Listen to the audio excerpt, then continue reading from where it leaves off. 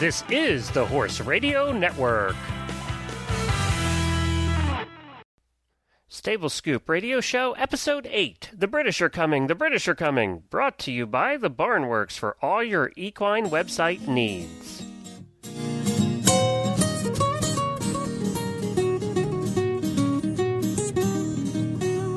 Welcome to the Stable Scoop, with weekly shows delivered right to you. With Helena and Glenn the Geek, live from the stable, it's every week. They bring you the news through hail or high water, while using their tails as their own fly swatters. So sit on down and laugh till you poop, cause it's time again for Stable Scoop. Stable Scoop. Stable Scoop. Stable Scoop. I am Glenn the Geek. And I am Helena B. And this is the Stable Scoop Radio Show on the Horse Radio Network. Well, hi, Helena. Hi, Glenn. How are you today? All right, we're at Episode 8, and we have a lot of news to cover today. Yes, today we are, well, let's see. Coming up on today's show, we're going to talk about some honorees from Ohio State. We're going to talk about equine disaster relief, some horse science news. What else? Well, before we get into the news, that's okay. Before we get into the news, I wanted to mention one thing, and I think everybody will like this, that over on our other show at the Horse Radio Network, the 2010 radio show, we're doing a monthly giveaway of World Games stuff. You gave it away. I was going to say that at the end. Oh, I'm sorry. Oh, all right, go ahead. Finish. All right. See, I was so excited. I know. So we're giving away one of their saddle pads. That's it has the World Games logo on it, the Alltech FEI World Games logo. It's a very nice saddle pad, a $50 value. So that's this month's giveaway for October. So stop over to 2010radioshow.com and sign up. It's free. There's a big banner at the top there. So go ahead and sign up for the saddle pad. What kind of saddle pad is it? It's an all-purpose. I couldn't tell what brand it was. They don't really say, but it looks like a nice pad. Yeah, and their logo is really kind of sharp. So yes. That'll look nice on a pad. Yep. And so every month we'll have something different from their line of goodies. Yay. To give away. So I'm qualified for that? No. I think you'd be in that friends and family clause. All right, whatever. I'm getting one. I'll send you one, okay? All right. We'll give you a fancy saddle pad. Actually, that brings up a good point, because we're going to be in the coming weeks having some giveaways here on Stable Scoop as well. Yep. I think ours are going to be kind of diverse, everything from books and hats and other kind of neat stuff to give away. So tell all your friends to tune in, because you never know what you might get for free on Stable Scoop. All right, cool. And you know what? I'll just add that pad to your large paycheck every week. Okay. Then I can retire just on my salary from Stable Scoop. Yeah, there you go. You won't eat much. Yeah, I can retire, but I won't eat. Then I can join the rest of the country. That's right. All right. So let's see. What do we got? News we've got lots of news. We have our feature interview is a woman by the name of Viola, and she's from England, and she is responsible for a blog called the Freelance Instructors Diary, which is really cool stuff. And a couple other housekeeping things. We're going to keep it short and sweet this week, but always enjoyable. All right, good. All right, so I'm going to start us out with the news, and we have an interesting article that came to us about an Ohio State vet who was honored for his laminitis research. The veterinarian's name is Dr. James Belknap, and he's a professor of equine surgery over at the Department of Clinical Services at Ohio State University. And the award that he received it's an annual award, and it's the Equine Veterinary Journal Open Award. And he received it for 2007 for his work as an author on a paper published in the Equine Veterinary Journal. So what was his paper on? His paper was on, all right, I hope everybody's sitting down, because this is so geeky. I love it. The paper's titled Lamellar Pro-Inflammatory Cytokine Expression Patterns in Laminitis at the Developmental Stage and at the Onset of Lameness, Innate versus Adaptive Immune Response. But you must have been practicing that. No, I swear to God. But I couldn't have said that if I had practiced. So essentially, it focuses on why the lamina gets inflamed and the inflammation's role in the developmental process of laminitis. Because in the past, researchers used to believe that inflammation was not a major component of the disease of laminitis, and that the disease was mainly caused by a decrease in blood flow. However, Belknap's research has created a huge paradigm shift in the way the disease is researched, because he has shown that inflammation is an important or is a significant factor at the beginning, at the development of the disease. So that is going to change the way it's researched hugely. Well, and hopefully make more progress than they have in the past on it. Yeah, exactly. And it's all, obviously, once they know more about how the disease develops, how they can treat it will follow shortly behind. So he says, there's still a long way to go in answering the big questions about laminitis, such as determining which specific pathology or breakdown of the lamina will allow them to formulate an effective treatment.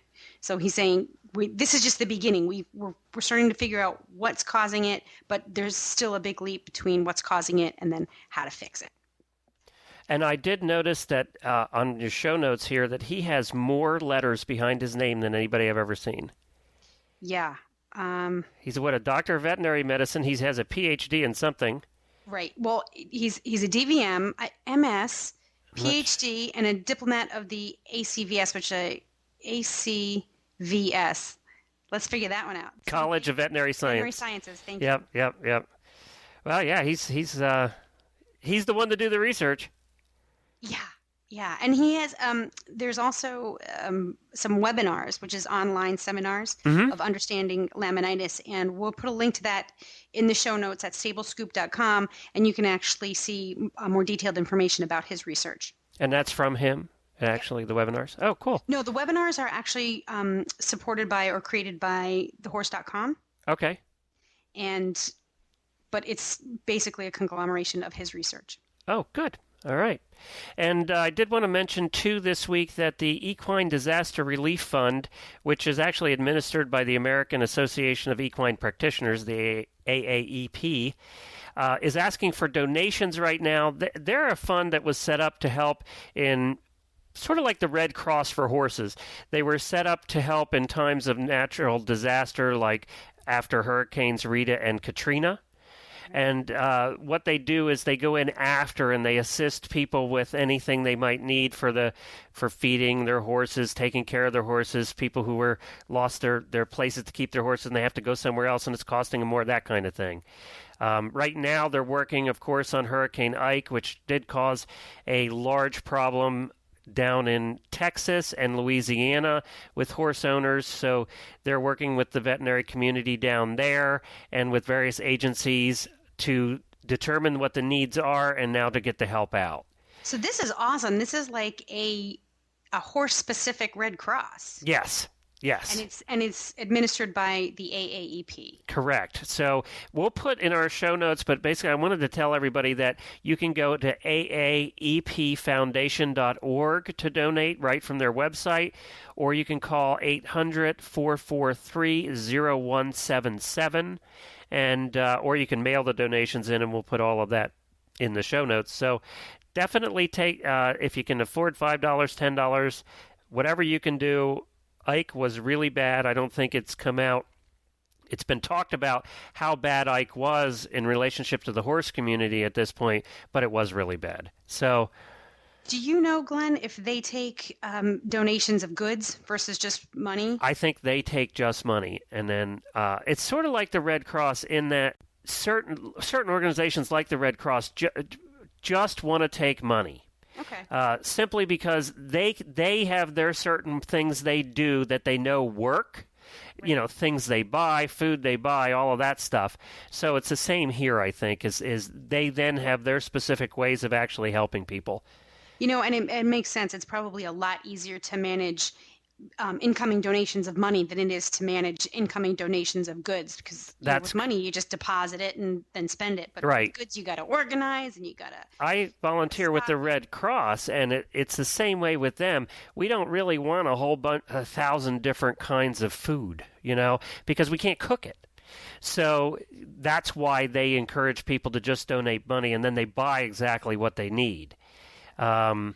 I had an interesting experience a couple weeks ago. I don't even know if I talked about it on the show, but I actually helped set up a couple of shelters here in Lexington from one of the hurricanes where we thought we were going to get evacuees from New Orleans. We didn't end up getting evacuees, but it was an interesting process to help set up the shelters and to see how all of that actually works for real.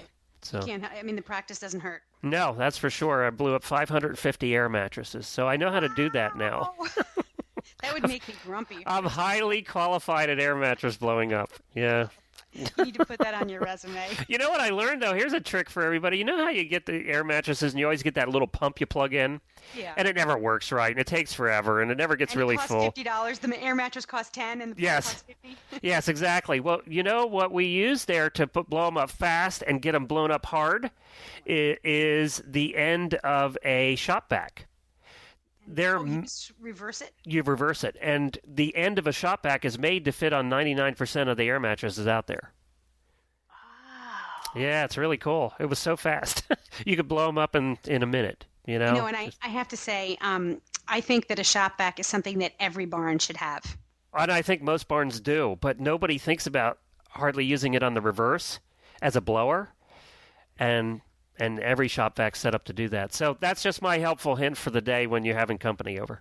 Yeah, and I'm going to underscore that with go out and get a shop vac, because for the price, it can do a million things and blow up air mattresses. There you go. So, what were we talking about again? Oh, we were getting back to the news, actually. Wait. No, I wanted to talk about the on the AAP website. They also have a place where you can shop, so you can buy things that support the disaster relief fund. Okay. You can buy calendars and goods and stuff like that, which I think that's a great way to support. So you buy something for yourself, and it helps support the fund. Right, and who doesn't like to buy something for themselves? That's right. All right, we can go back to the news now. All right, good. Well, you found a cool new website that I really liked. I did too. It's called horsesciencenews.com. In fact, we just got the press release for it on the 29th. The cool thing about this site is it takes snippets of new research, horse science research, and publishes it on the site in easy-to-swallow chunks. So it's a summary. Now, for those of you who have ever seen research papers published, there's always an abstract that goes along with the research papers, which is basically the scientific summary of the research. But what I found is in reading these abstracts, sometimes they're so technical you have no idea what the paper is going to be about. And a lot of times you have to pay to get access to the research paper. So how do you know if you want to pay $15 or $10 to get the full research if you don't understand the abstract? Right. Okay, so back to Horse Science News. Horse Science News puts the abstracts in layman's terms and in user-friendly, like I said, easy-to-swallow summaries. And then if you want to, you can click to research to access the detailed full-page article of the research. Okay, so do they charge for that, or is that if you want the full? Question. No, for the summary of the articles, there is no charge. All of what's published on Horse Science News does not come with a fee. But if you click over to the actual research article, in most cases, you will have to pay a fee for access to the full text of the article. Ah, gotcha. Okay. And that is true for any peer-reviewed journal.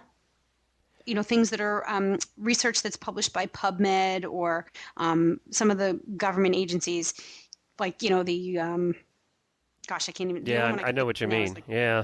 Nutrition journals and veterinary journals. Well, and this one, we're both web designers. Being a web designer looking at this, the usability on this site was very easy. Oh, it's fabulous. It's the way it's laid out. It's just so simple, and they did a great job with that. Matter of fact, when I was ever looking at it after you had told me about it, I loved, me and my weird articles. I really liked the one. This is sort of a Mythbusters. I don't know if you've watched Mythbusters, but this is sort of a Mythbusters kind of article. Do horses spread weeds along trails?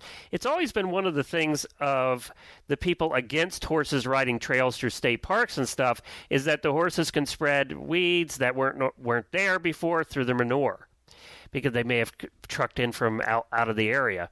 And it's always been one of those fights that that's been out there, and one of those things that's been out there. Well, they did a study to figure out if the manure actually spreads the weeds, and it was very interesting how they did it. They basically took some hay and put it along the paths, and they took the manure and put it along the paths, and they wanted to see if any of the non-native plants sprouted over a period of time. So this was actually a study that they did over a period of time.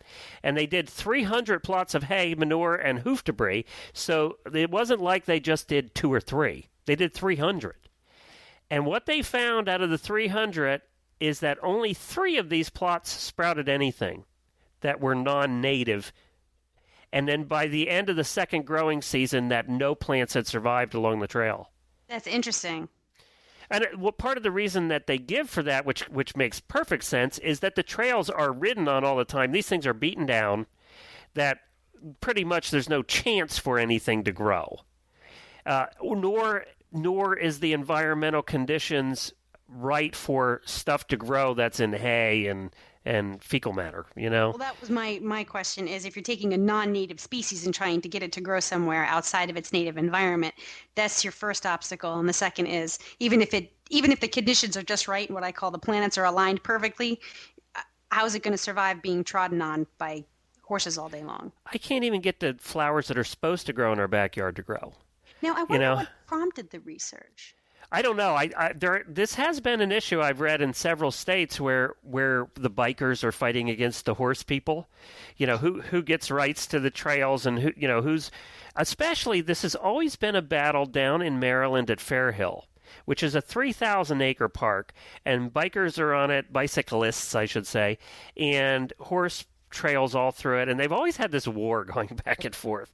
And this was one of the lame things that the bicyclists have used in the past. So I know that it's been an issue, so that's probably why the research was done. I just liked how it was sort of it was taken seriously, and they actually did spend a lot of time doing this over 2 seasons.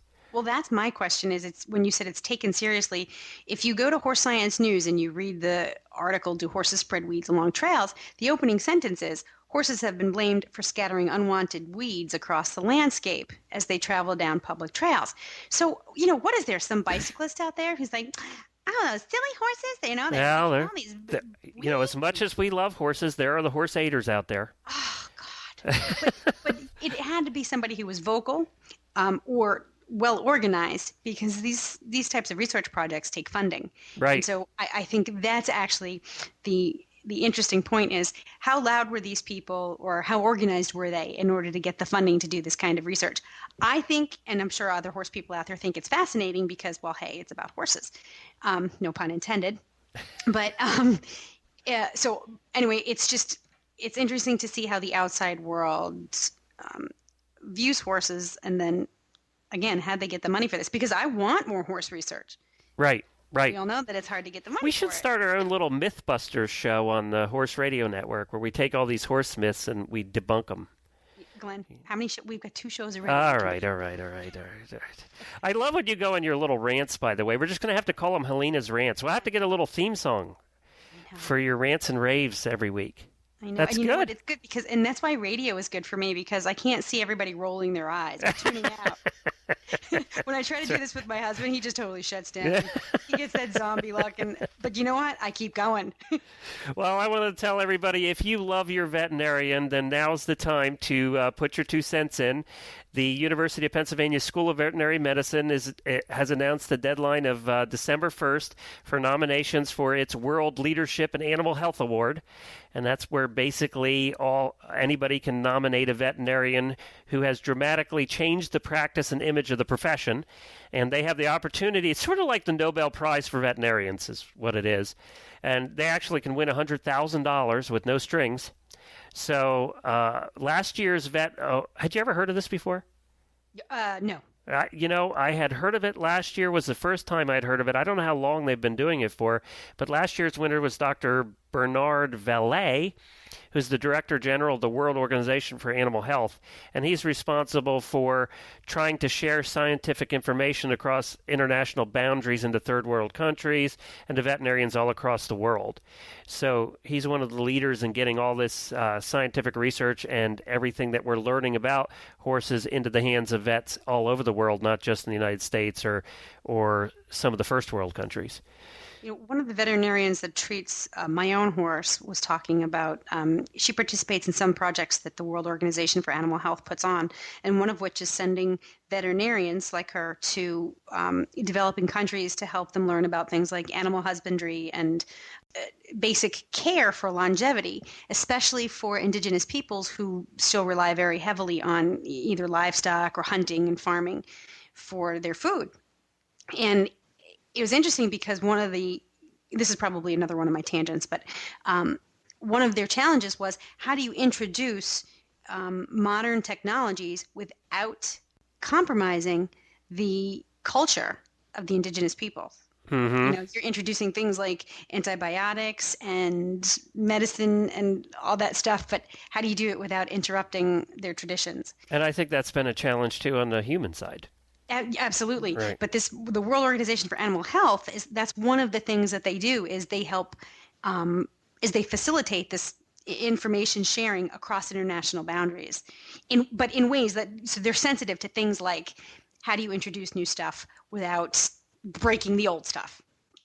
Right. And if you have a vet that you think deserves this, all you have to do is write about 88 pages giving the reasons for. No, actually, it says a detailed statement. Close.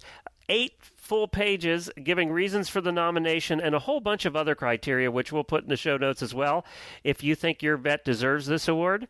So they can be nominated for it. To be honest with you, it's very academic. What do you mean? The nomination process is very academic. So you have to be a good writer, I think, to get through this process. Well, however, you can do it all electronically. So that's true. That's Yep. easy. You can do it by email, which just get down there and start typing away. And they need references too, though, don't they? Yes, they need references. They need a number of things, and we'll list those in the show notes. Cool. So there's the Nobel Prize for veterinarians. I'm excited about it. So wait. So now, when is it announced? Do we know when it's announced? I think they announce it right after the first of the year. Okay, so we're going to have to put that in a future show. Yep. All right. Now, obviously, this has been an interesting week. This show is going out on October the 3rd. The stock market has been in a turmoil. Congress is fighting back and forth. It doesn't matter how you feel about all of that. It's been a tough economic week with gas prices the way they are. Everything's suffering a little bit. Been reading articles about how shows are seeing a little bit of a decrease in entries and all of that. One of the future shows we want to do, we're hoping to set up here for a couple weeks, is how can you keep your horse business going in bad financial times? What can you do to keep your business there? Because you're losing, people can't afford to pay the board anymore. They sell their horses. So if you have a boarding stable, what can you do to increase your business or to at least keep it going? So you're in a catch-22 when you have a boarding stable because your prices are going up for hay and feed and everything. And if you raise your prices to your boarders, they get to the point where they just can't afford it anymore. Either they move or they sell their horse. So having owned a boarding stable for almost 20 years, I understand all of that, and we really want to attack. I think that you have to really think outside the box right now when you're a business owner. There's a book out there called Horsing Around, the USA Guide to Marketing and Promoting Your Horse Business, and it was written by Lori Cerny. And I would like to get her on. We're going to try and get her on in a couple of weeks to talk a little bit about what you can do to keep your horse business going. What changes do you think you need to make? What creative things can you do?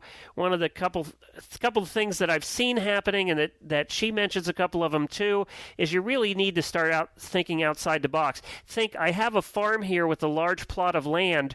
What can I do to advertise my farm to get people out here who would normally be out here, maybe to get them out, people that have not been in the horse world before, to get them thinking about taking lessons and things like that.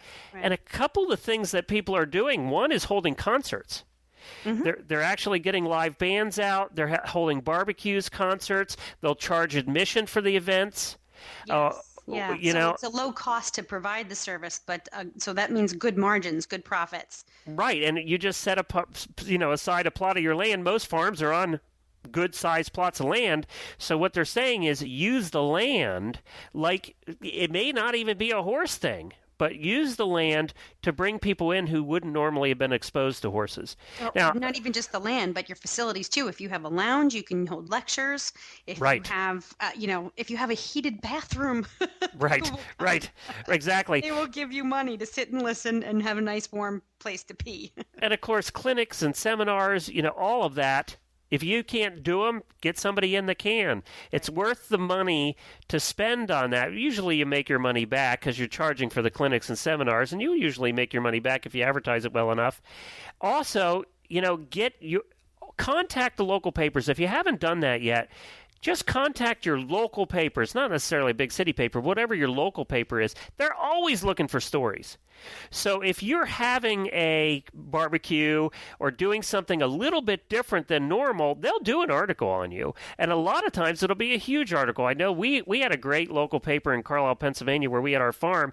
We had at least 3 or 4 in the years we were there, full-page stories on our farm because we did stuff that was a little bit different.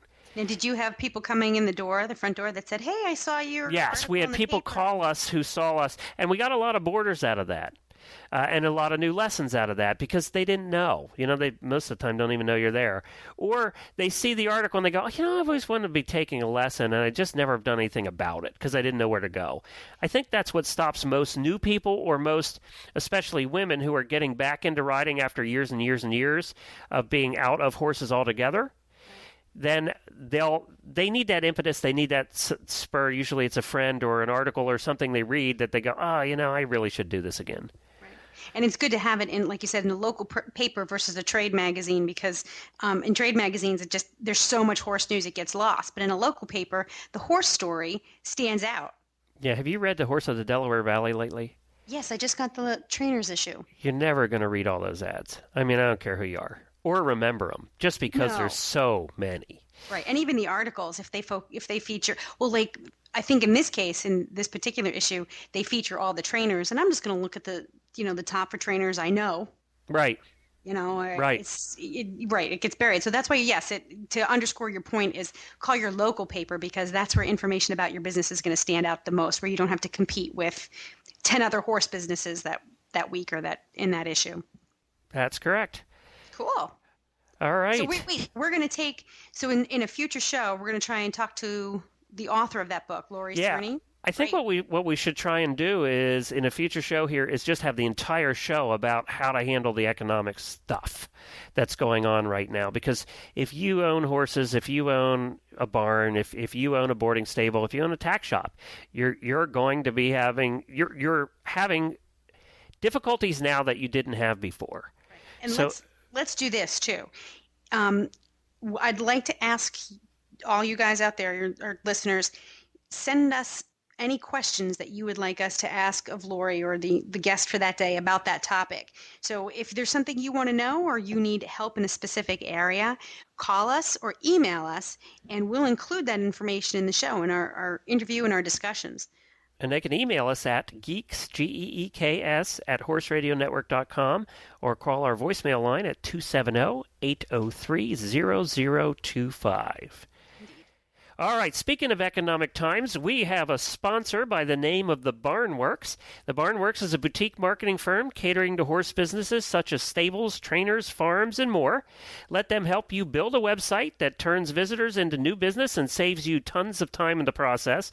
And I will say this about the websites, is that The Barnworks does beautiful websites. You'll be very impressed with their work and how artistic they are. I think that is the thing that impresses me the most about the Barnworks websites, is the artistic. And when you're in the horse business, it's all about art. Being in the horse business is all about art.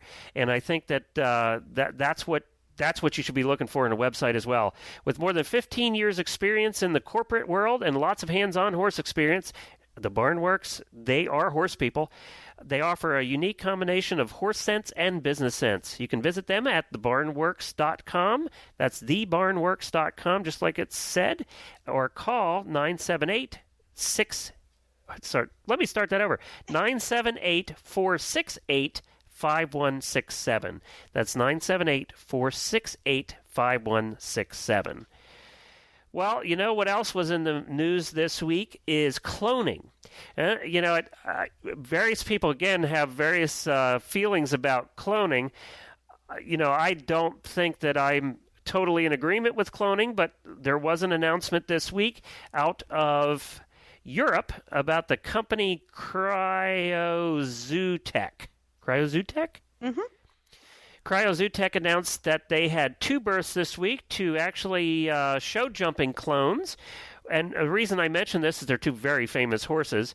The one was Calvaro 5, who was ridden by a Swiss rider and was ranked as a top hunter-jumper rider in 2003.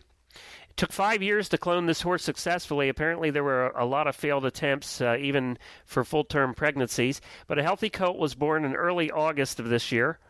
Calvaro actually had won silver medals in the 96 Atlanta and the 2000 Sydney Games in show jumping, and was ranked number 1 in the world in 1999. So it's a very popular horse at the time, and now has been cloned. And we actually will have a picture in the show notes of the baby. It's actually a cute little baby.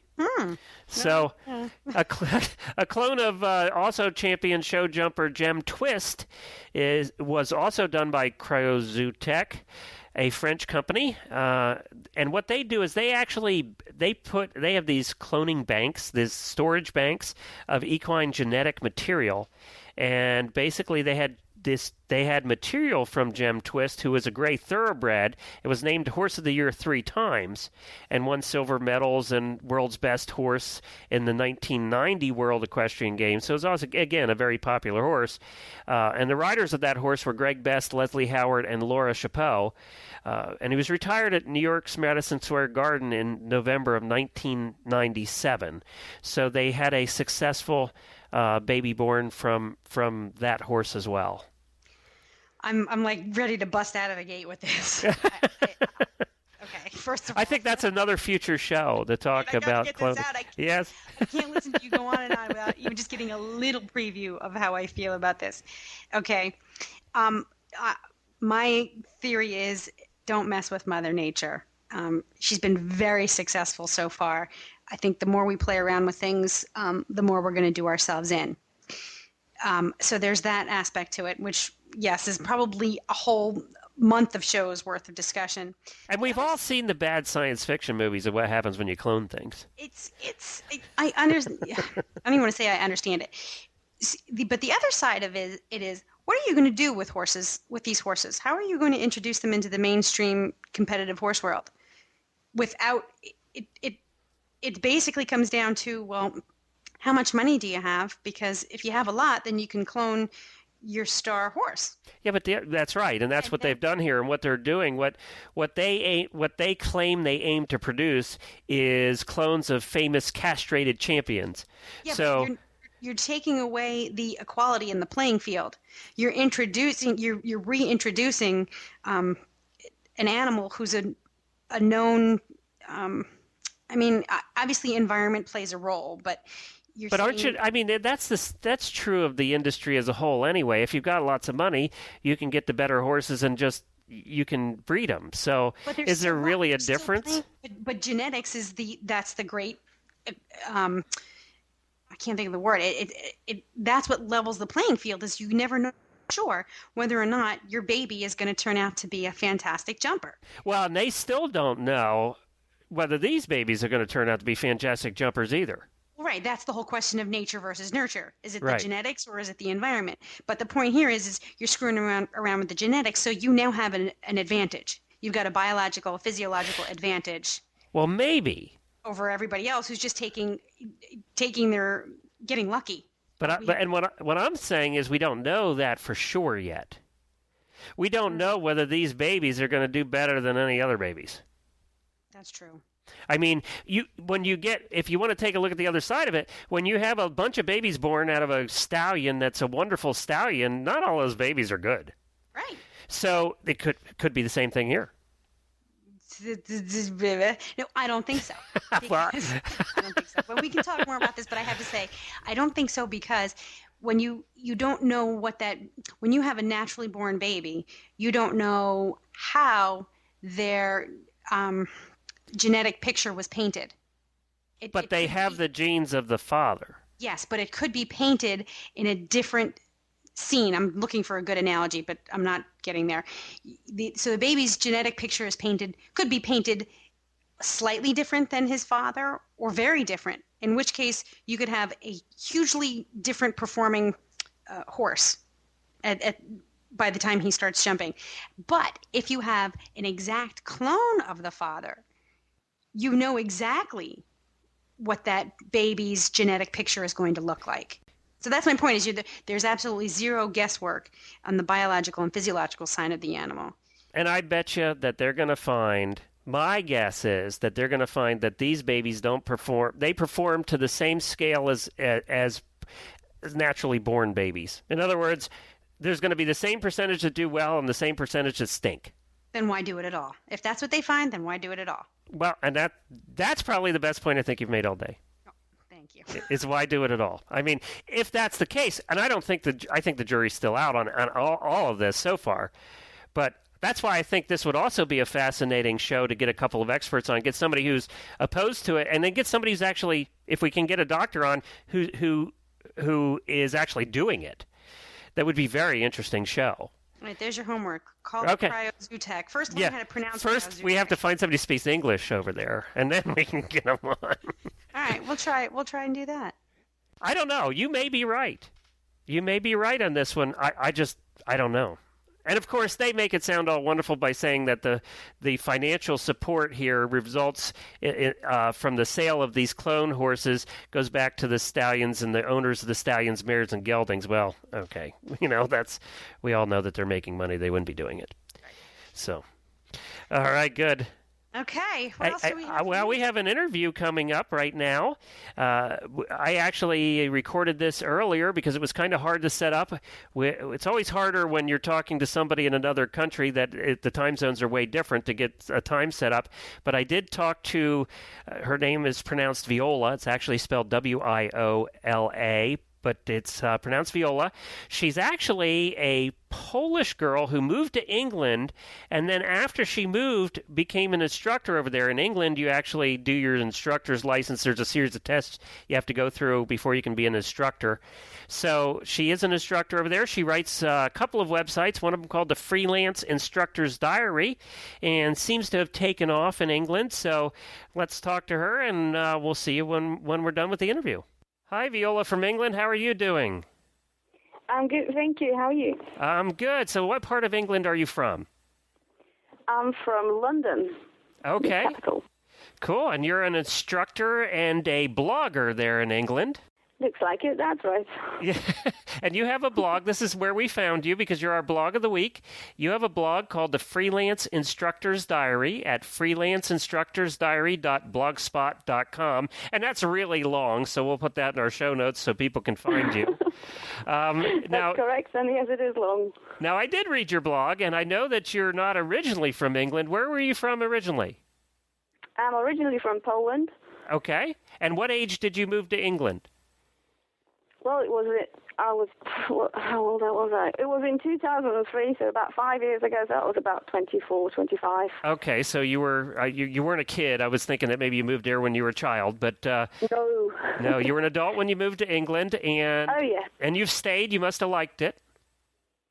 I stayed because I met my partner, and he's English, and he doesn't want to move, and so we settled here. Okay, good. And you are an instructor in England, right? Riding instructor. That's correct. Yep. Okay, good. So why did you start the blog in the first place? I started the blog as a little contact for my family and my friends. I just wanted to avoid constant emailing and sending the same information all the time to everybody around. So I started as a little diary. It is not the blog that you read. It is a different blog where I stopped writing it. Okay. But it was just an initial startup. And it seems to work very well, and everybody enjoyed reading it. So at some point, I just started receiving loads of emails with people saying, "Oh, how did you start your adventure with instructing examinations, and how did you find about this center or that center?" So that's where the idea of the Freelance Instructors Diary came up from. Well, that's neat. And in a short period of time, only having moved there in 2003. And it's amazing how things like this do take on a life of their own. It is, although, well, I worked with horses in Poland as well, and I always wanted to work with horses. And I initially came to England just to learn a little bit more about the ways, how things are done in the UK. And I was going to go back and set up my own equestrian business in Poland, but I met Rick, my partner, and he sort of decided that we're staying here.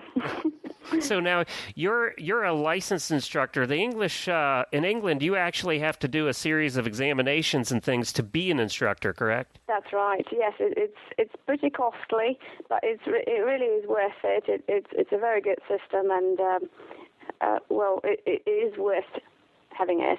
It's that's something that we're definitely missing here in the United States, because pretty much anybody can say I'm an instructor and go out and teach. That's okay. You can all come here and I'll teach you. So I do staff training and preparation to BHS exams, so I'm happy to teach you. Well, that's neat. How long does it take? How many exams are there? There is 8 exams, plus the 9th exam is the exam for the Fellow of the British Society, which is the highest exam you can take with the British Horse Society. And there's a variety of exams, and they consist of stricter teaching examinations when you're actually teaching the people you've never seen before, and you're assessed on your coaching abilities. And there are horse care and horse knowledge exams and riding exams. So they really are more comprehensive than anything we might have over here. They do cover a wide variety of subjects and topics, and you do them. Probably you need at least 3 to 4 years to do all of them if you're very committed. Wow, and I assume that in order to be considered a reputable instructor there, you should have those exams. Definitely. You either take those exams up to the top level, or you compete a lot and build a decent competition record, and then you get clients via your own competition record. But if not everybody has a financial possibility to do that, so it's a next best thing to do those exams and have your reputation built up this way. Right. So what kind of riding did you do? I think I read in your blog, weren't you a hunter jumper or a jumper rider there, and you switched to eventing maybe? That's right. Switch to eventing is probably a little bit too much, but because I've only done one affiliated event. Okay. but it's just a very, very expensive sport to participate in, and I'll be very happy to switch professionally, but it's just too expensive at the moment. And but I do more eventing preparation than I do jumping. Yes. And have you ever gotten? I know Burley was just a couple of weeks ago. Have you ever gotten out to Burley to watch? No, I didn't have a chance to go. I was planning to go, but unfortunately I couldn't. But I've been to badminton, and it's a fantastic event to watch. Definitely recommend. And I guess Burley this year was a little wet. It was, yes. If you see the pictures of the mud, it's pretty disgusting. But everybody who went said that I had a fantastic time, and they almost didn't notice, and it was more of a fun thing to go through that mud than anything else. Right. Well, I'll tell you what, we certainly, let me repeat here, you are at the Freelance Instructors Diary.blogspot.com, and then you also have a website for your instructor business, for your professional business. What's that? Yes, that's right. I've got my own website, which is called equestriancoach.co.uk. Okay. And this is the website that I use as a little business card on the internet for potential clients, or just to introduce myself really, and tell people about my methods of training and what I do. And okay, great. Well, we appreciate you being on, and I'll tell you what, if there's ever news over there in England that we need to talk to somebody about, can I get back to you? Absolutely. Yeah, you can be our, happy to help. You can be our reporter in England. With pleasure. All right, Helena. Well, that was fun. It's always fun to hear accents from different countries, and we're going to try and do that in the future to get more people on the show from different countries. It's so easy to do now with the technology, and it's free calling. So I'm looking forward to doing that more and more as we go on. And I really like her website. Both of them, both the blog and equestriancoach.co.uk. Those are very, very well done sites. Yes, and I think she actually has put some time and effort into the training aspect on the website. And she lives in London, which is interesting too. She has her horses outside of London, but she actually does live in London, as she said. So I did to speak to her. She's going to come on occasionally on the show as our London, England reporter when there's big news happening over there in England. So, woohoo, I can't wait to do that press release. Goes global. Goes global, right. All right. Well, we want you to be sure to listen next week because we have a special show planned for you. Next week's show sort of has a theme to it, and we're going to be talking the entire show about natural horsemanship, and we have some very big names in the natural horsemanship community on. So we hope that you join us next week. It'll probably be a full hour with all the guests that we have lined up. So do check back for next week's show. We're excited about that. You can find our show notes at stablescoop.com. That's where you can find all the links from today's show. You'll see it there right in episode 8. Our blogs, Helena and I also do blogs. I just did an update with pictures of the horse park and the construction going on over there. They're making great progress. First pictures of the inside of the new indoor arena at the horse park. So check out the blog entry over there at stablescoop.com. Also, you can email us. We want to hear from you. Please do email us at geeks@horseradionetwork.com. That's GEEKS at horseradionetwork.com. Or you can call us at 270-803-0025. And Helena, we also want to thank our sponsor, The Barnworks, for being with us today and putting up with our shenanigans. And anything else, Helena? No, I think that's about it. I just encourage everybody to call and email us. We really want to hear from you. We want to incorporate your ideas, your suggestions, and your opinions into the show. I mean, we can't be just listening to my opinions all day long. So let's hear what you have to say. Yeah, we don't want to hear just Helena rant and rave. We want to hear you rant and rave, too. All right, Helena, we'll talk to you next week. Or we'll be back with the scoop.